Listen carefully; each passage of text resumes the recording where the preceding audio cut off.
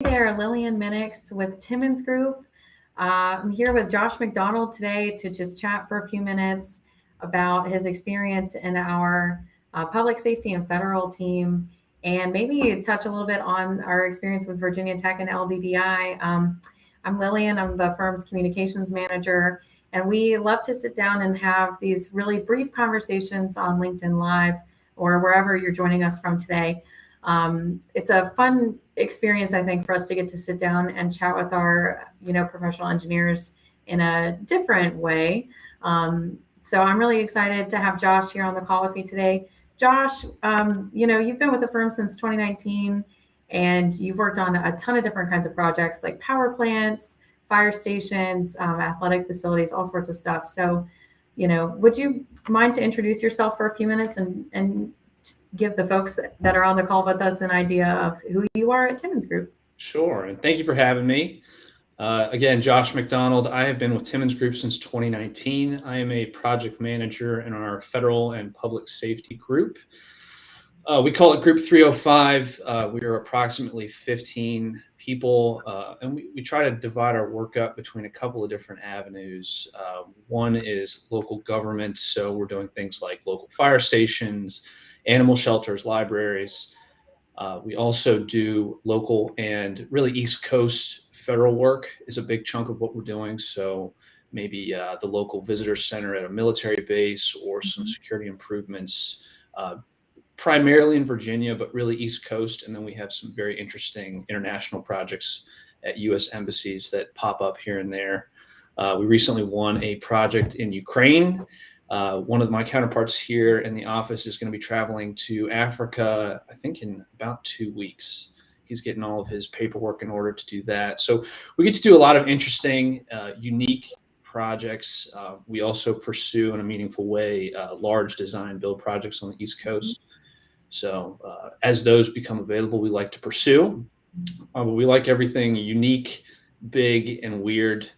So a couple of the projects you talked about are not weird, right? Very traditional fire stations, things that communities need. And then I like to raise my hand for the things that are unique, such as an aquaculture facility in Southwest Virginia, which is will be its first of its kind, and really one of the cutting edge projects that is not growing fish in the ocean. So they want to do it all sort of in the mountains, which might not make a lot of sense, but they are going to make it work. And it's really meant to serve communities that are not ocean adjacent, right? So this is a proof of concept and a really exciting project.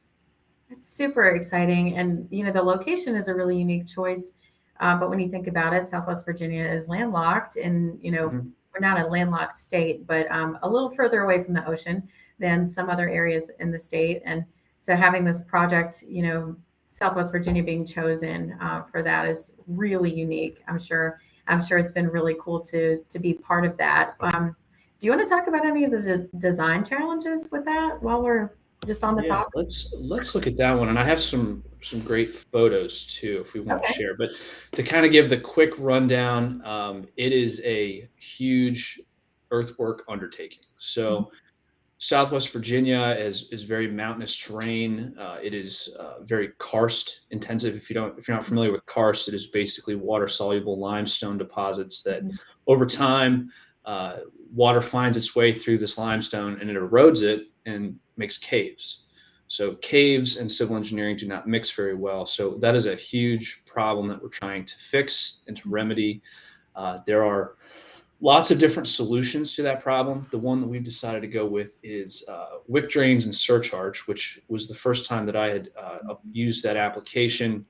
But if you can think of basically punching thousands of wicks through clay material, a stone drainage layer at the top of those wicks, and then putting 20 to 25 feet of fill material on top of that to squeeze it down, really to speed up settlement. So it's a very unique effort. We will end up with this project moving maybe 2 million yards of dirt. So figure a dump truck is 13 yards. We're going to move 2 million yards when it's all said and done. It is a massive, massive earthwork undertaking. So let me go ahead. I'm going to share my screen. Yeah, share your screen so we can see what this really looks like from a design perspective. And I'm actually from Southwest Virginia. Salem born and Salem bred. But so it's, pretty interesting to me when you talk about, if you're not from this area, you really don't understand kind of like the mountains and what that looks like from a design perspective. So, I'm fascinated, though. I didn't even know about all of the karst that's, under the earth right there. Yeah, and any civil engineer that's worked in karst before knows the pain that is trying to work around that feature. But we are figuring out a solution, and we are applying a lot of geotechnical expertise to solve that problem. You can see here's a photo of the site. This is may look not super interesting, but then you realize that the far bank here and the near bank used to dip down into a V shape, and that we have essentially flattened it out with all this excess clay material that we needed to move. So we have taken one mountain, which is to the right-hand side of this photo. We'll pan over there and look, and then basically filled in this giant valley. It has been a huge earthwork effort to do that. Panning right, really beautiful mountainscape in the back. We are not that far vertically down from the frost line, so gets pretty cold up here, gets some proper Virginia snow.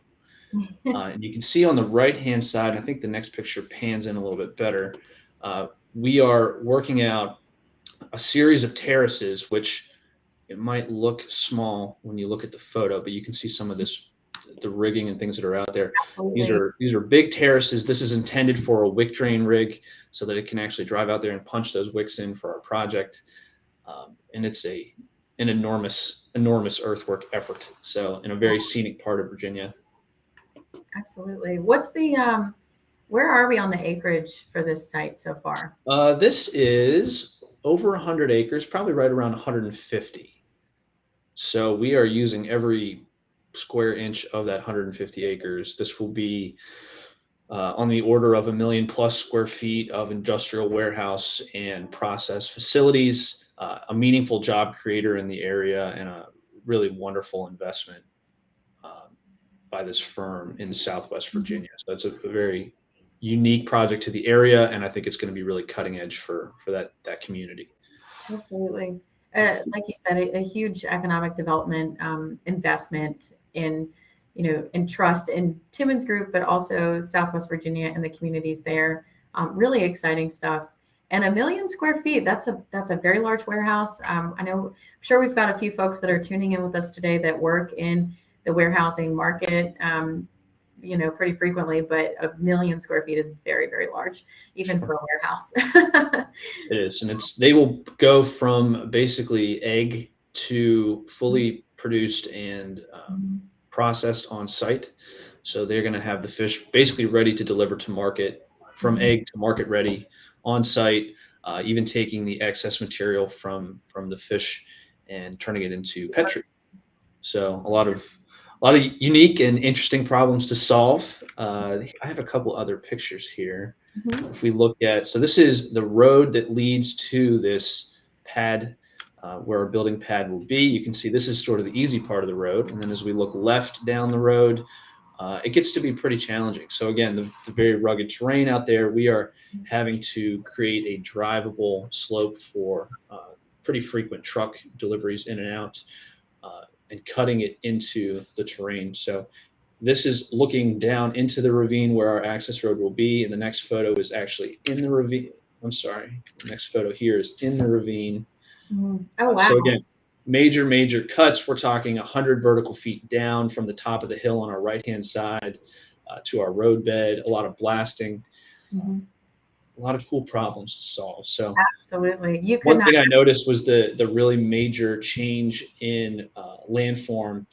If we look at, here's a photo of as they're approaching that access road point, and you can see how the soil here transitions from rock to clay. It's very immediate.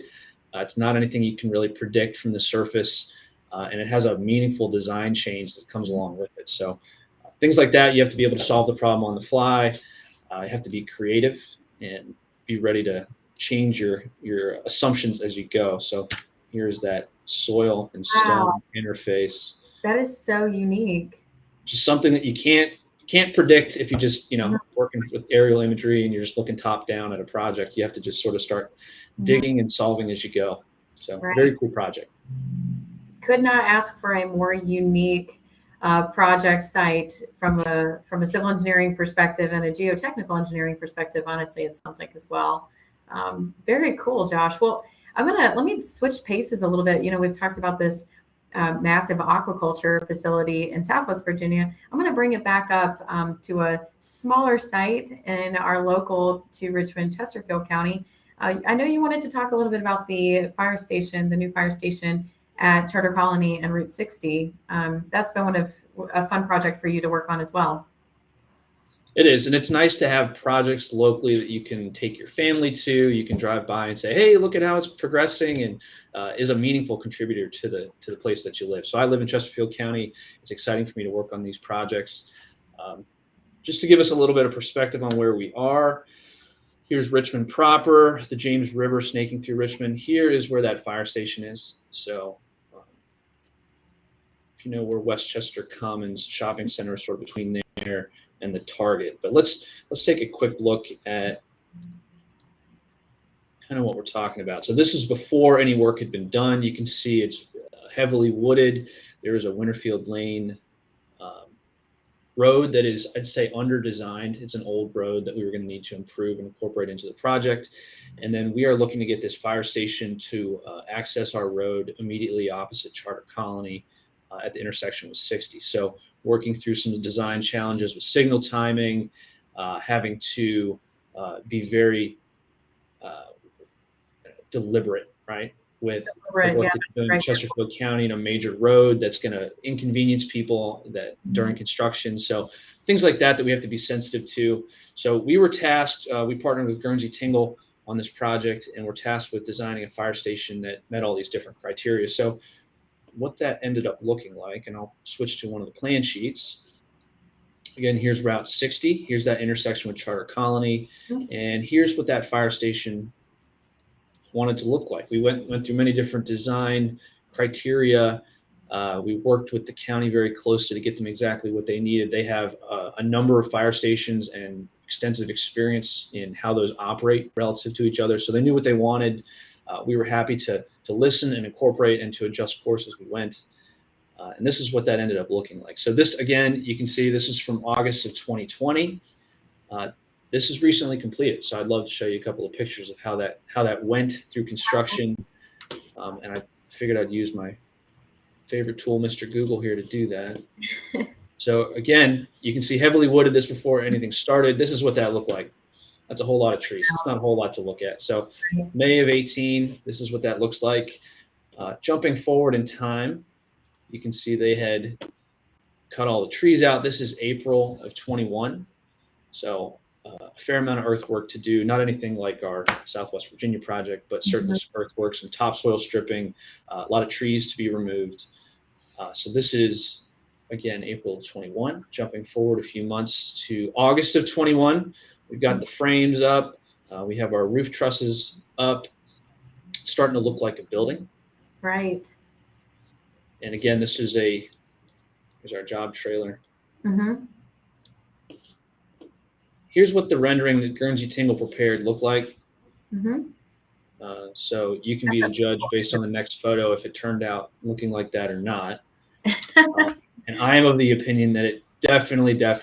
Absolutely. That's gorgeous. So this is September of this year. It's recently completed. We are still working through the final punch list out there, but they are operational.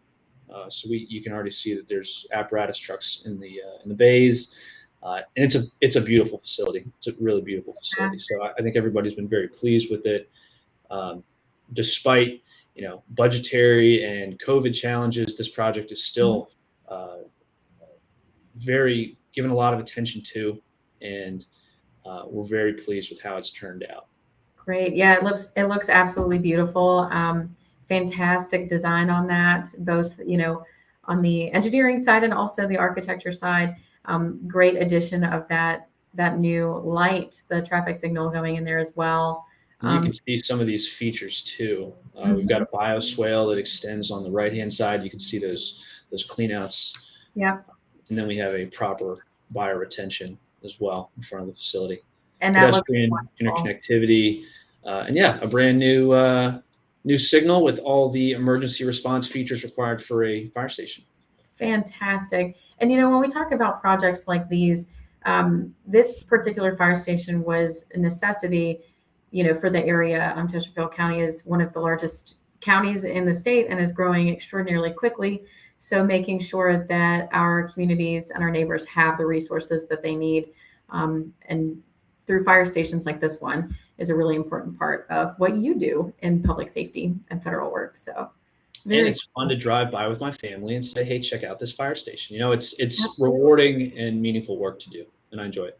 It is. And you maybe one day you've got some little civil engineers on your hand. I know that you're very well versed in recruitment tactics, getting people to consider joining the industry, the AEC industry, as a civil engineer. And on that topic, I know that you actually have a long history with Virginia Tech and the LDDI program in your recruitment efforts over there.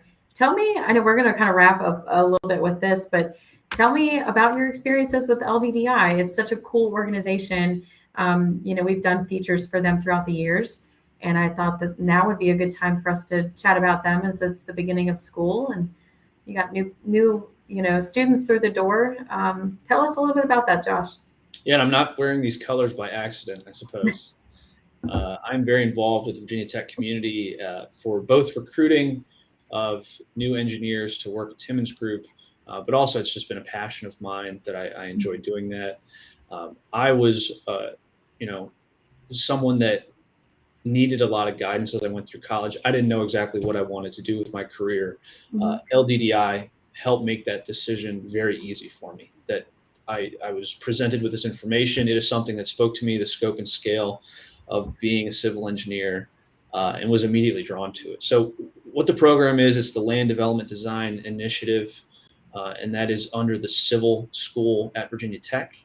And what they do is they prepare, and it's very unique relative to other universities, that they prepare students for land development specific jobs, but also pair groups of students in the class. This is the 4274 design course that we're looking at right here, but they'll pair students, 4 to 5 students, with a firm for a semester-long course where the firm provides a design challenge. Hey, design me 20 residential homes. Here's the plot of land that you'll use, or hey, we need a site plan for a new hotel.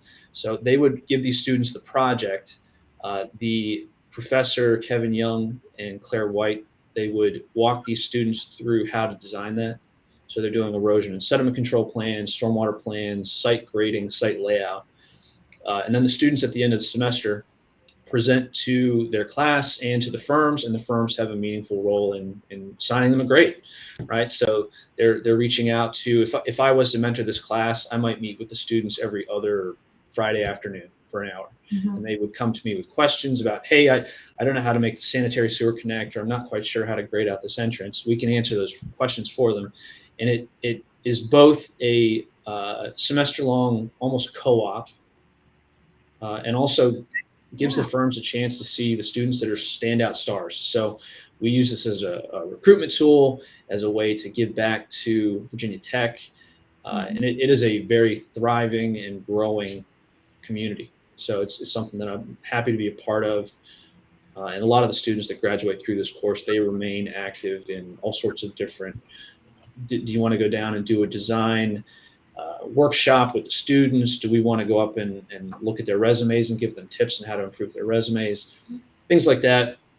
And it's something that I enjoy doing, and it keeps me involved with Blacksburg. So it's nice to get down there and to do that.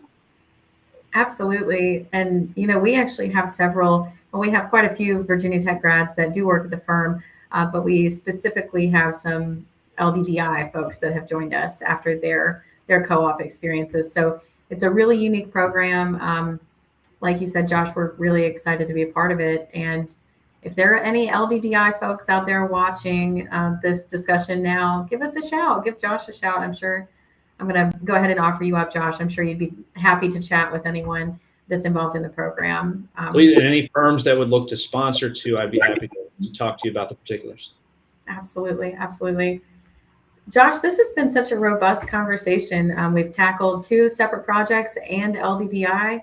I really appreciate the opportunity to sit down and chat with you for a few minutes. Is there anything else you want to mention while we're on the call? No, I appreciate the opportunity, and I'm excited to be a part of a team that does interesting local and international projects. So my time at Timmons Group has been a lot of fun. Absolutely. And you do work on so many different kinds of projects, and I know that your team is hiring, as are most teams in the firm. So if anyone is joining us today and is interested in what opportunities we have available, you can always go to www.timmons.com/careers, and maybe you can check out to see if there are any open positions on Josh's team, because he has a very cool role at the firm, and I'm sure that he would welcome other teammates. So. And we are hiring. Yes, please. Absolutely. Well, Josh, thank you so much for joining me today. Time to log off, but I'm sure I'll see you here in the office in a few minutes. Okay, thank you. Thanks for joining us, everyone.